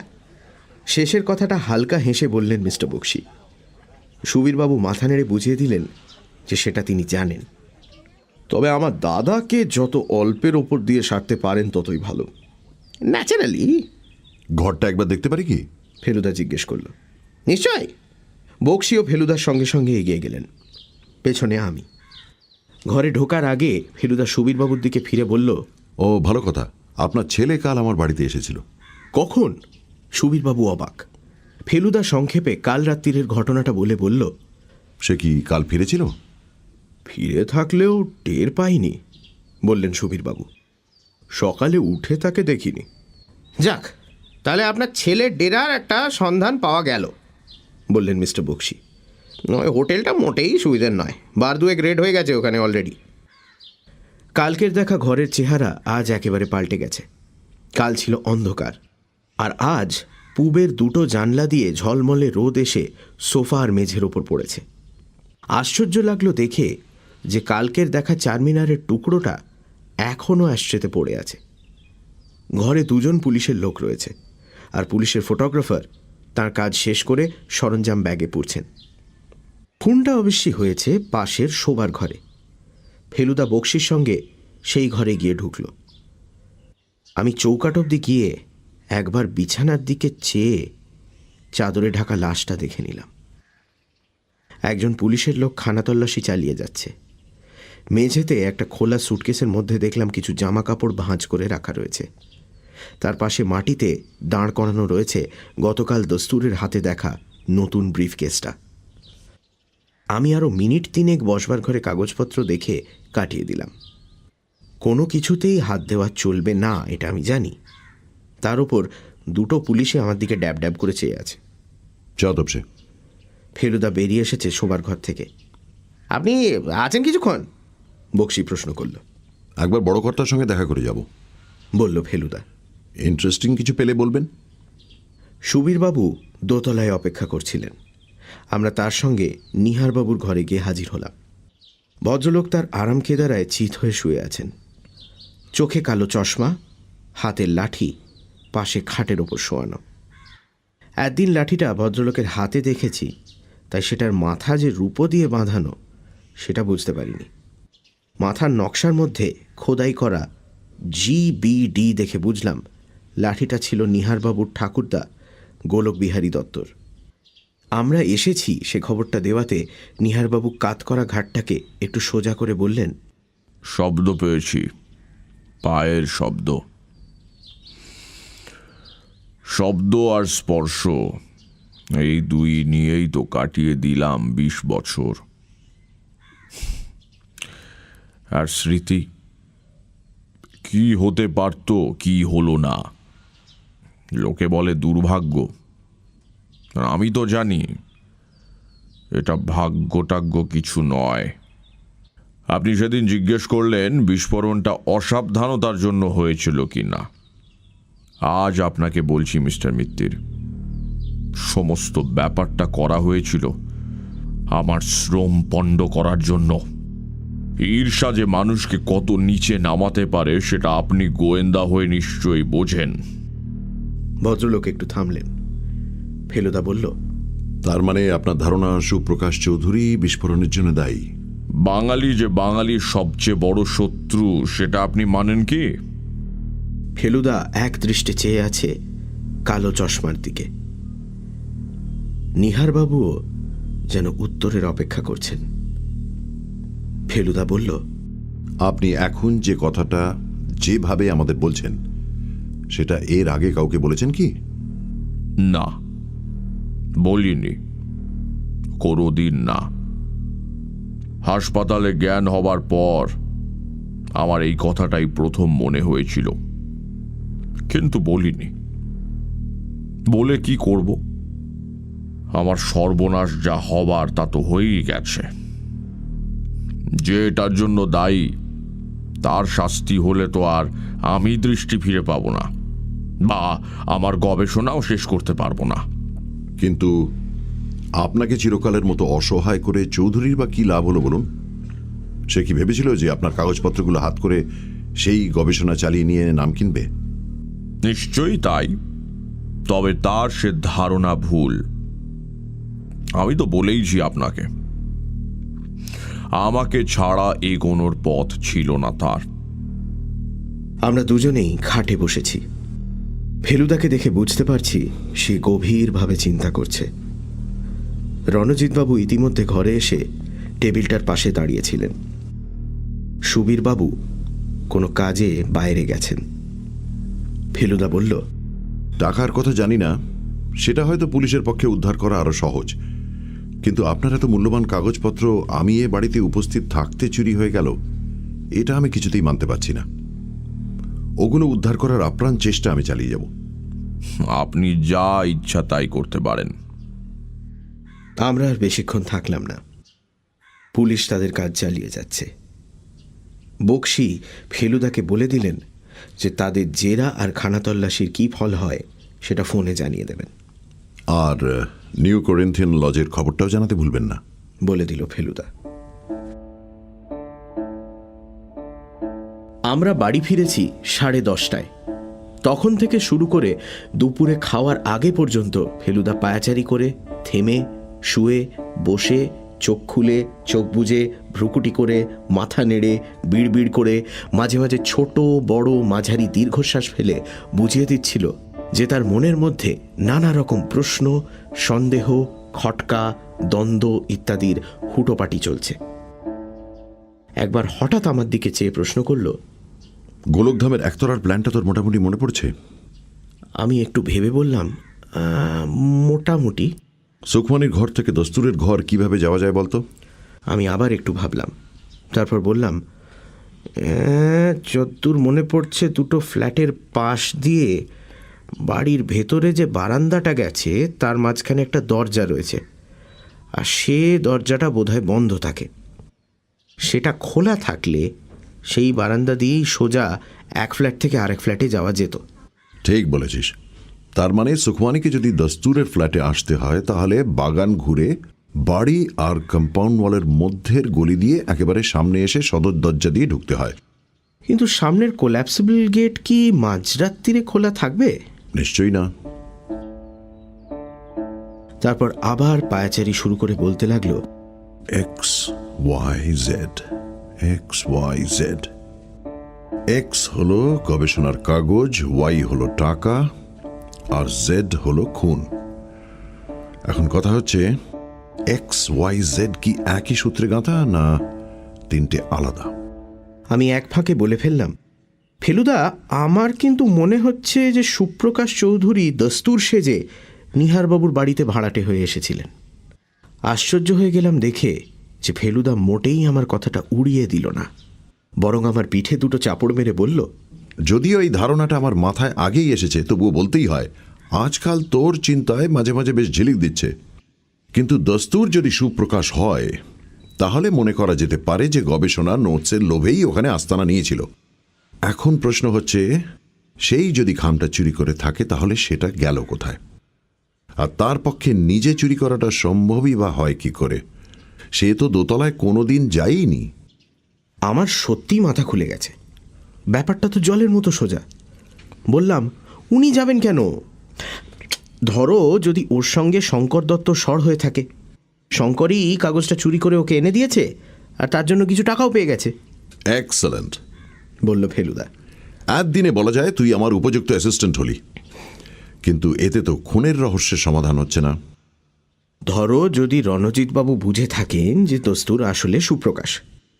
রণজিৎবাবু তো নিহারবাবুর সব ব্যাপারই জানেন, আর সেই সঙ্গে নিহারবাবুকে দারুণ ভক্তিও করেন। যে লোক নিহারবাবুর ভবিষ্যৎ অন্ধকার করে দিয়েছিল তার উপর প্রচণ্ড আক্রোশে খুন করতে পারেন না রণজিৎবাবু? ফেলুদা মাথা নাড়ল। খুন জিনিসটা অত সহজ নয় রে তোপসে।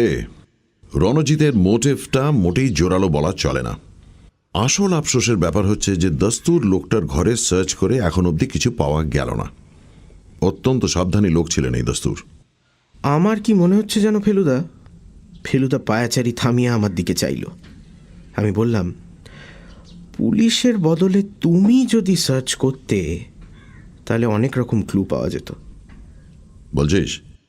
ফেলুদা নিজের ওপর কনফিডেন্স হারাচ্ছে এটা স্বপ্নেও ভাবতে পারি না, কিন্তু ওর এই বলছিস কথাটায় যেন ওটারই একটা আভাস পেলাম।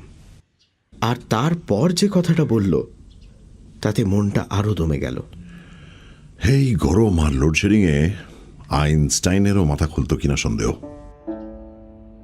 2টো নাগাদ ইন্সপেক্টর বক্সির ফোন এলো। দস্তুর একটা জুতোর গোড়ালির মধ্যে একটা চোরা খুপড়িতে আমেরিকান ডলার আর জার্মান মার্ক মিলে প্রায় 17,000 টাকা পাওয়া গেছে। কিন্তু এমন কোনো কাগজ বা দলিল পাওয়া যায়নি যা থেকে লোকটার বিষয়ে কিছু জানা যায়। ইলেকট্রনিক্সের নতুন কোনো দোকানের হদিশ মেলেনি। দস্তুরের কোনো বন্ধুরও সন্ধান পাওয়া যায়নি। চিঠিপত্র প্রায় ছিল না বললেই চলে। একটি মাত্র ব্যক্তিগত চিঠি আর্জেন্টিনা থেকে লেখা, যা থেকে বোঝা যায় যে সে দক্ষিণ আমেরিকায় কিছুদিন কাটিয়েছিল। বক্সির দ্বিতীয় খবর হচ্ছে এই যে নিউ করিন্থিয়ান লজের ম্যানেজারকে ছবি দেখাতে সে শঙ্করকে চিনেছে। কাল সারা রাত নাকি শঙ্কর কয়েকজন বন্ধু সমেত হোটেলের একটা ঘর ভাড়া করে সেখানে নেশা করেছে আর জুয়া খেলেছে। সকাল হতে তারা পাওনা চুকিয়ে দিয়ে চলে যায়।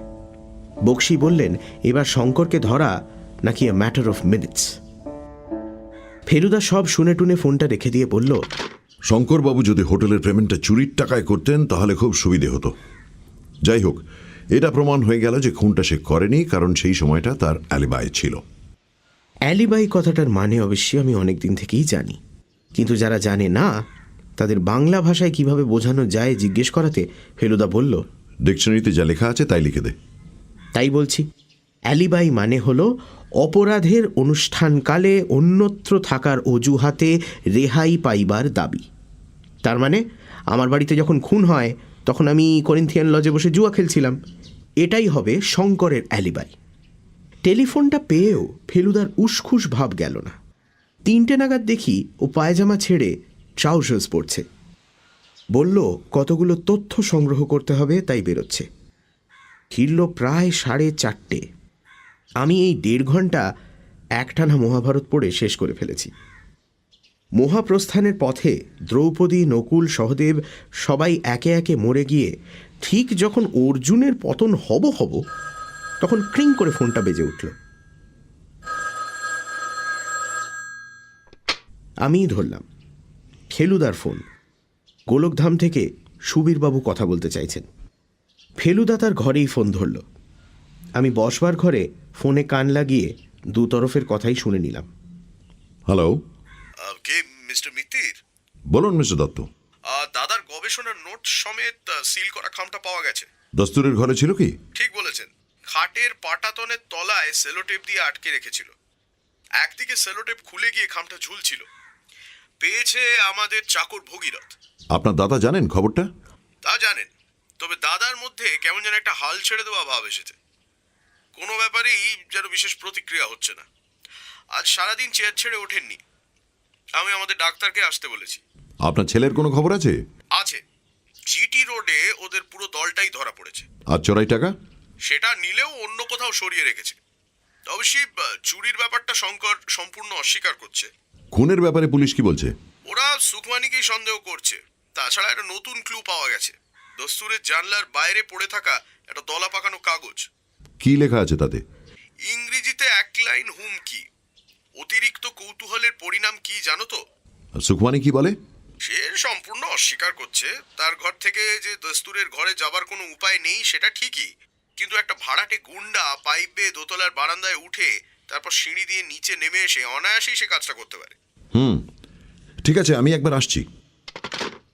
ফেলুদা ফোনটা রেখে দিয়ে প্রথমে আপন মনে বিড়বিড় করে বলল, এক্স আর ওয়াই তাহলে একই লোক।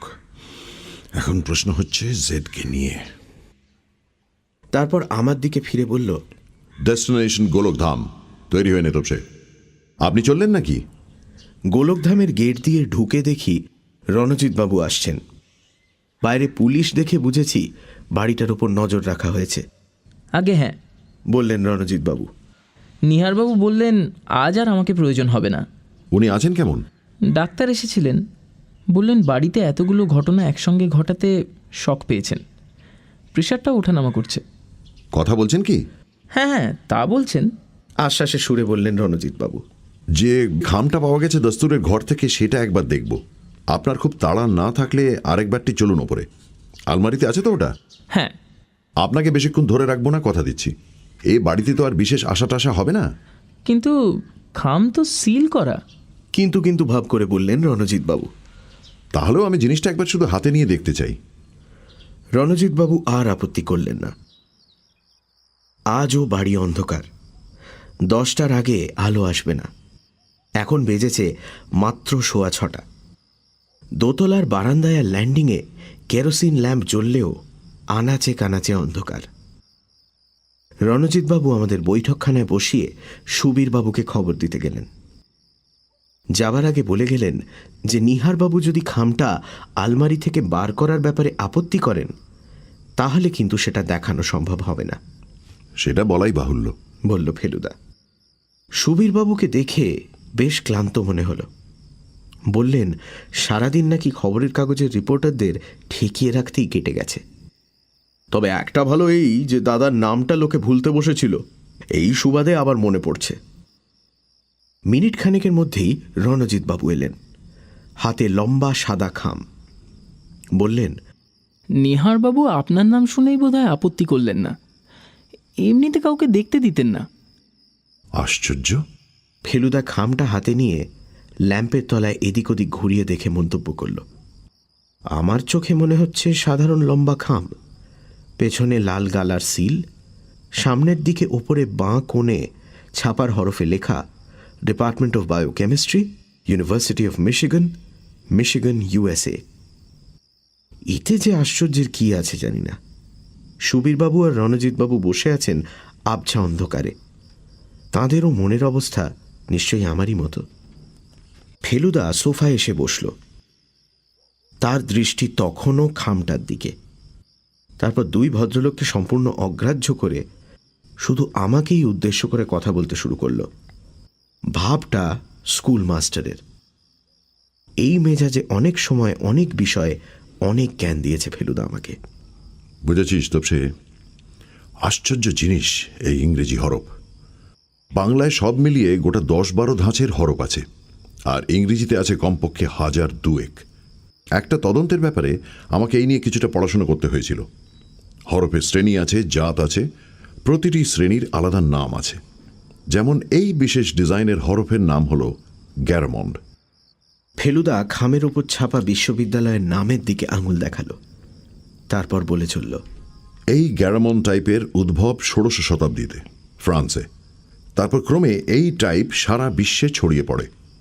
ইংল্যান্ড, জার্মানি, সুইজারল্যান্ড, আমেরিকা ইত্যাদি দেশে শুধু যে এই টাইপের প্রচলন হয় তা নয়, ক্রমে এই সব দেশের নিজস্ব কারখানায় এই টাইপের ছাঁচ তৈরি করা শুরু হয়।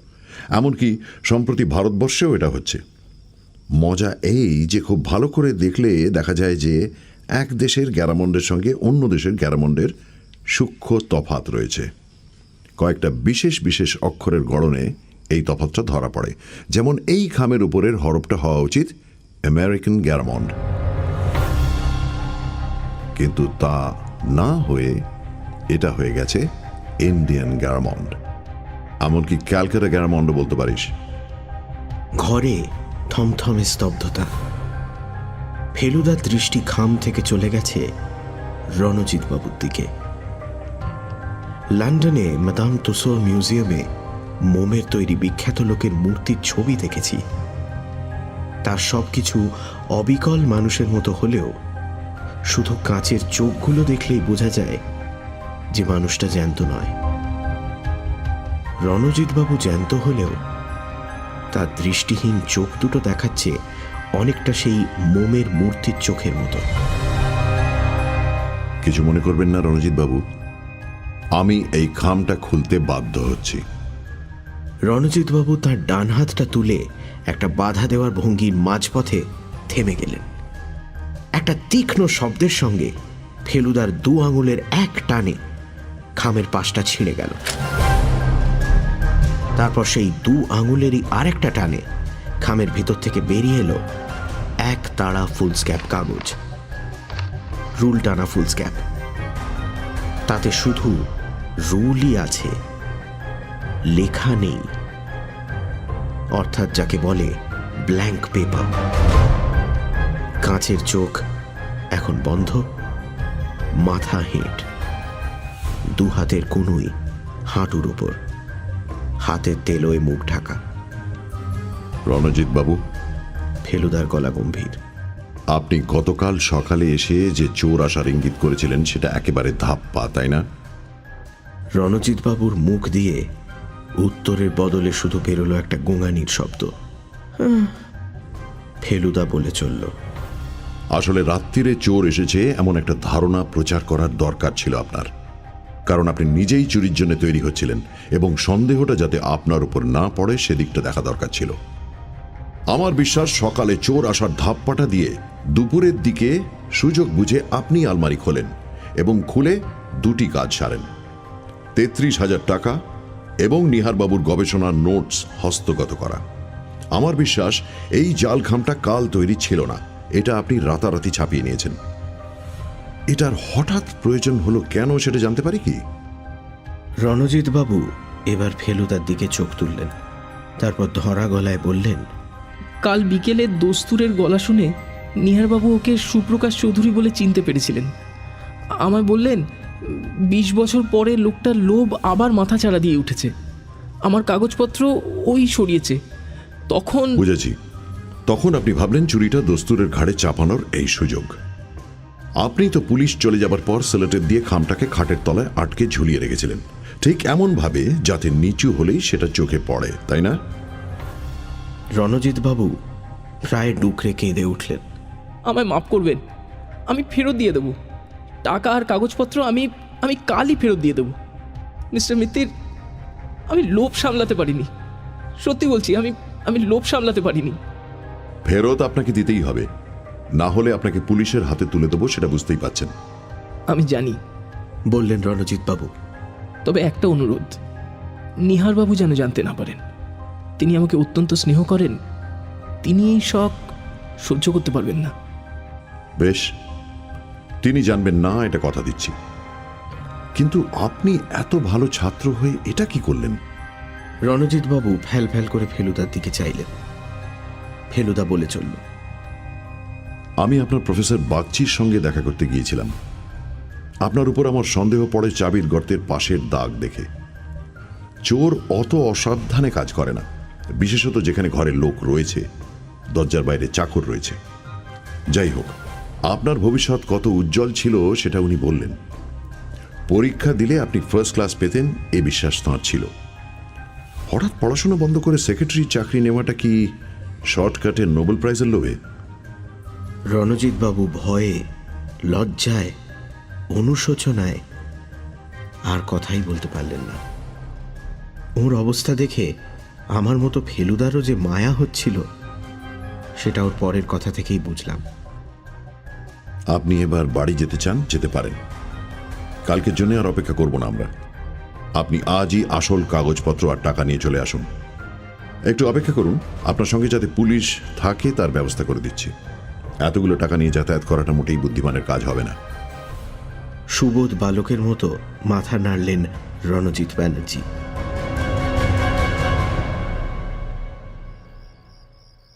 সুবীরবাবু তার ছেলে সম্বন্ধে যাই বলে থাকুন না কেন, সে যে চুরি করেনি সেটা জেনে তার নিশ্চয়ই খানিকটা নিশ্চিন্ত লাগছে।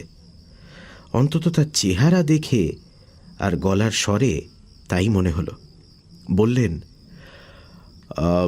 একবার দাদার সঙ্গে দেখা করে যাবেন কি? নিশ্চয়ই, বলল ফেলুদা। সেটাই তো আসল কাজ। সুবীরবাবুর পিছন পিছন আমরা নিহারবাবুর ঘরে গিয়ে হাজির হলাম। আপনারা এসেছেন?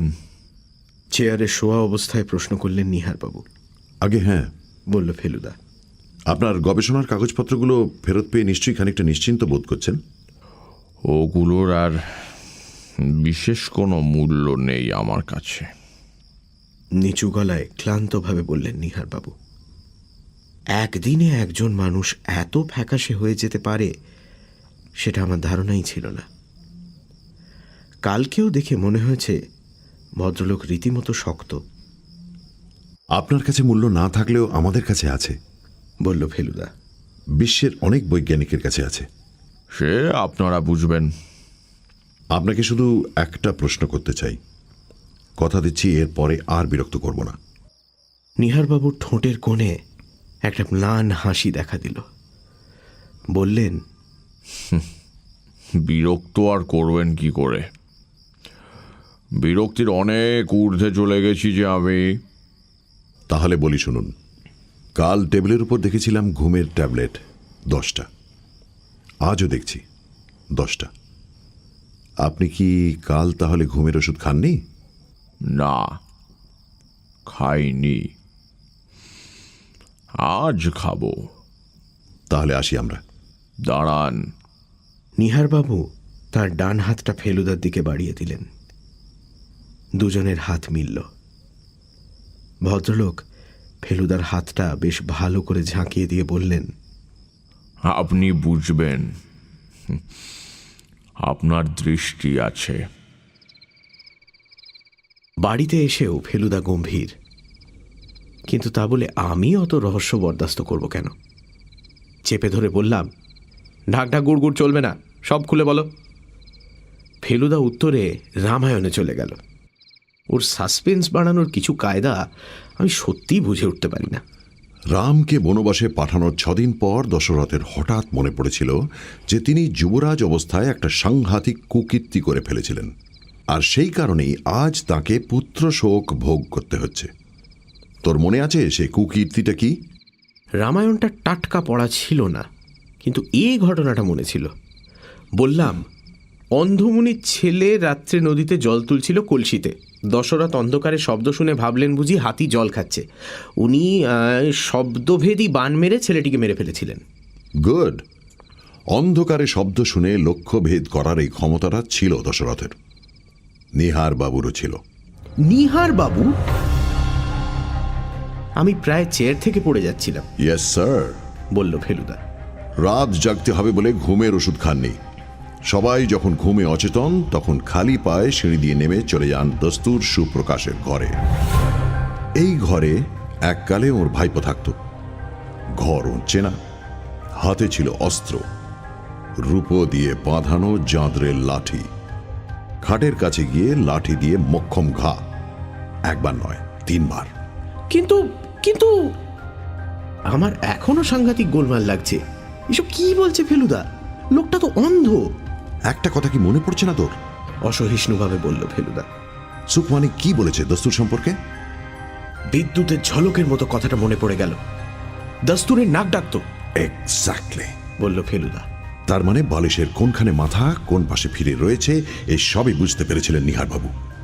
যা শ্রবণ শক্তি এত প্রখর, তার আর এর চেয়ে বেশি জানার কি দরকার?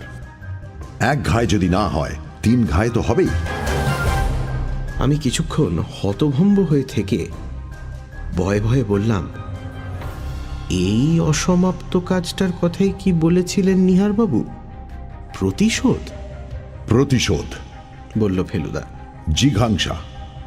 অন্ধেরও দেহ মনে প্রচন্ড শক্তির সঞ্চার করতে পারে এই প্রবৃত্তি। এই জিঘাংসাই তাকে এতদিন বাঁচিয়ে রেখেছিল। এখন তিনি মৃত্যুশয্যায়, আর সেই কারণেই তিনি আইনের নাগালের বাইরে। আরো 17 দিন বেঁচেছিলেন নিহার রঞ্জন দত্ত। মারা যাওয়ার ঠিক আগে তিনি উইল করে তার গবেষণার কাগজপত্র আর জমানো টাকা দিয়ে গিয়েছিলেন তার বিশ্বস্ত মেধাবী সেক্রেটারি রণজিৎ বন্দ্যোপাধ্যায়কে।